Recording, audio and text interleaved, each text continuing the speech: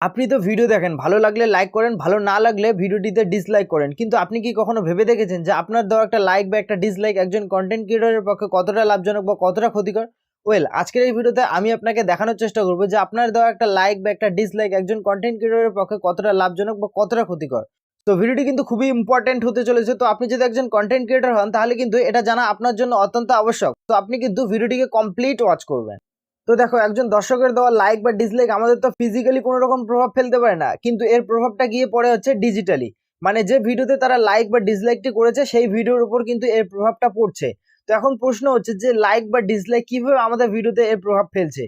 তো দেখো, লাইক বা ডিসলাইক কিন্তু এর প্রভাবটা ফেলছে আমাদের ভিডিও রেকমেন্ড সিস্টেমের উপর। বাংলা কথা যদি বলি তাহলে ইউটিউব আপনার সেই ভিডিওটা আরো অন্যান্য মানুষের কাছে পৌঁছে দেবে কি দেবে না তার উপর। যদি ভিডিওতে লাইক বেশি আসে তাহলে ইউটিউব আপনার ভিডিওটা আরো অন্যান্য মানুষের কাছে ইমপ্রেশন দেবে, এবং যদি আপনার ভিডিওতে লাইকের তুলনায় ডিসলাইক বেশি আসে তাহলে অন্যান্য মানুষের কাছে পৌঁছে না দিয়ে ধীরে ধীরে ইউটিউব আপনার সেই ভিডিওটাকে বন্ধ করে দেবে, যেটা একজন ইউটিউবারের পক্ষে বা একজন কন্টেন্ট ক্রিয়েটরের পক্ষে মেনে নেওয়া কোনো দিনই সম্ভব নয়। তো এখন আরেকটা প্রশ্ন হচ্ছে যে শুধু কি লাইক বা ডিসলাইকের জন্য আমাদের ভিডিওতে ভিউজ কম বা বেশি হয়? তো উত্তর হবে না।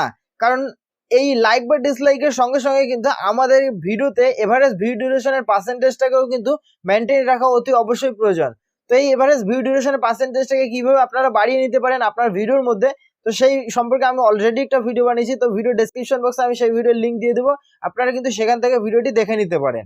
তো এখন ইউটিউব কি বলছে এবারে সেটা একবার দেখে নি। তো দেখো, ইউটিউব কিন্তু এখানে ডাইরেক্ট বলে দিচ্ছে যে কিছুটা প্রভাব ফেলে আপনার ভিডিও রেকমেন্ড সিস্টেমের উপর। কারণ ইউটিউব কিন্তু আগে দেখে যে দর্শক আপনার ভিডিওটা কত মিনিট পর্যন্ত দেখেছে এবং সে স্যাটিসফাইড কিনা, তারপর কিন্তু ইউটিউব ডিসাইড করে যে আপনার ভিডিওটা অন্যান্য মানুষের কাছে পৌঁছে দেবে কি দেবে না। সো এখন এর প্রুফ দেখাচ্ছি। তো এখানে আপনারা কিন্তু দেখতেই পাচ্ছেন যে ভিডিওতে লাইক বেশি সেই ভিডিওতে কিন্তু ভিউজও তুলনামূলকভাবে বেশি, আর এই ভিডিওগুলোতে কিন্তু এভারেজ ভিউ ডিউরেশনও মোটামুটি ভালোই রয়েছে। তো কেমন লাগলো এত সুন্দর একটা তথ্য জানার পর অবশ্যই কমেন্ট সেকশনে লিখে জানাবেন। ভিডিওটি ভালো লাগলে ভিডিওটিতে লাইক করবেন, আর এরকমই মজার মজার ভিডিও দেখার জন্য চ্যানেলটিকে অবশ্যই সাবস্ক্রাইব করে রাখবেন।